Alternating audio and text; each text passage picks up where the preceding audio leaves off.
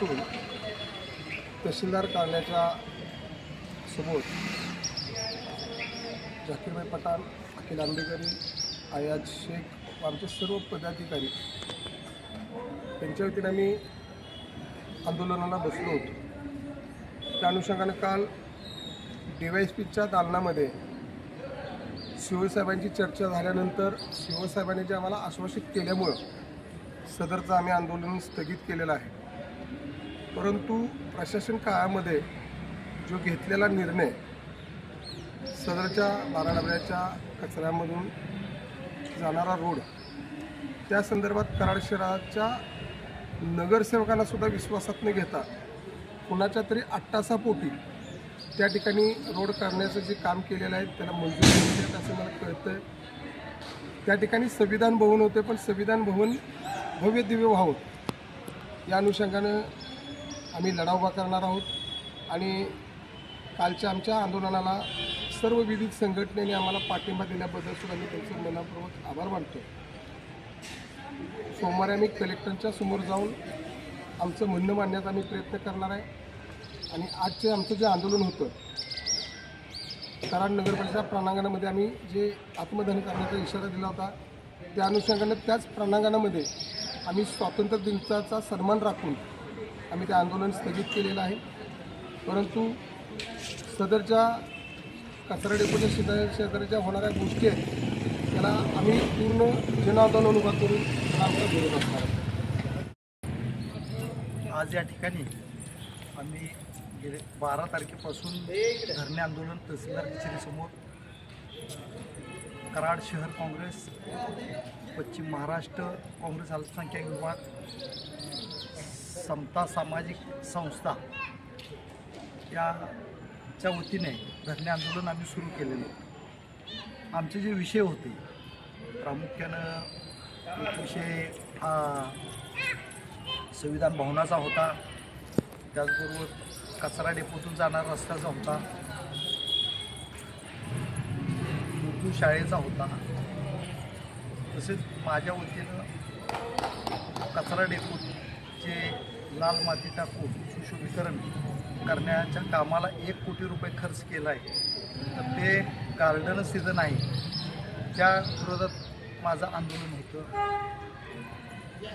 प्रकाशनगरमधल्या private जागेत नगरपालिका काम करते त्याच्या विरोधात आंदोलन होतं। अशा ह्या सर्व आंदोलनाच्या बाबतीत काल मुख्याधिकारी यांनी DYSPच्या कॅबिनमध्ये आम्हाला नेऊन तिथं आमच्याशी चर्चा केली। त्या चर्चेमध्ये त्यांनी आम्हाला जे आश्वासन दिलं त्या कचरा डेपोतल्या त्या गार्डनचं एक समिती गठीत करून त्यावर योग्य ती कारवाई करण्यात येईल दोषींच्यावर।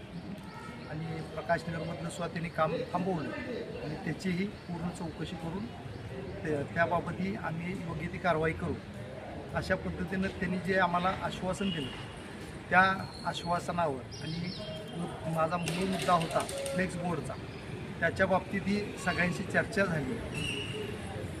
यांनी अहवाल पाठवून दिला, मला ते दाखवलं की आम्ही कलेक्टरला अहवाल पाठवला आहे, त्यामुळं अहवाल पाठवल्यामुळे माझं समाधान झालं। माझी हीच इच्छा होती कलेक्टर ऑफिसर त्यांनी लवकर अहवाल पाठवायला, त्यांनी बरेच दिवस लावले पण आता पाठवलं आहे।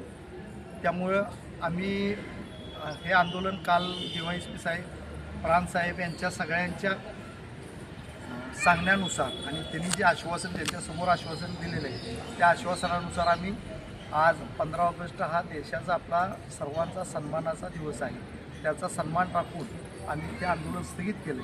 परंतु या बाकीच्या बाबतीत आम्ही पुन्हा हा जिल्हाधिकारी यांच्या सगळ्यांच्या समोर जाऊन हे आमचे विषय आम्ही मांडणार आहोत।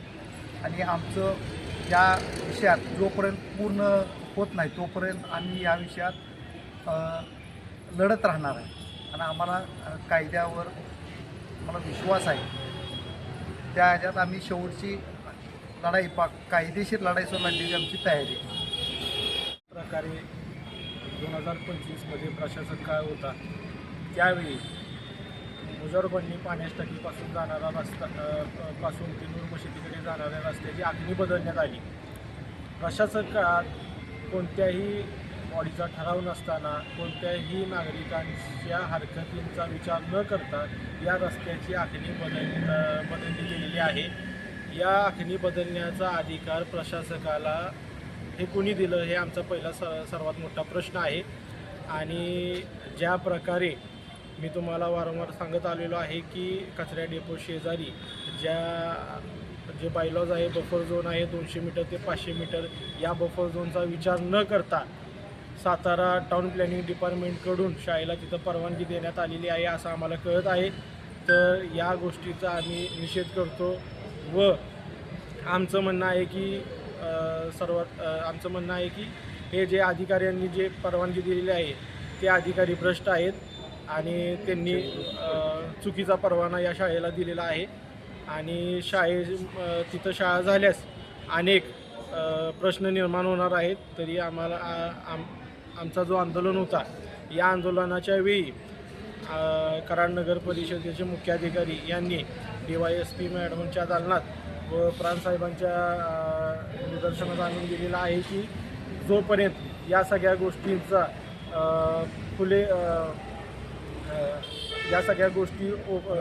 खुलासा होत नाही तोपर्यंत या कामाला आम्ही स्थगिती दिलेली आहे. त्यामुळे आम्ही स्वातंत्र्य दिनाचा मान राखून हे आंदोलन तुर्तास स्थगित केलेलं आहे.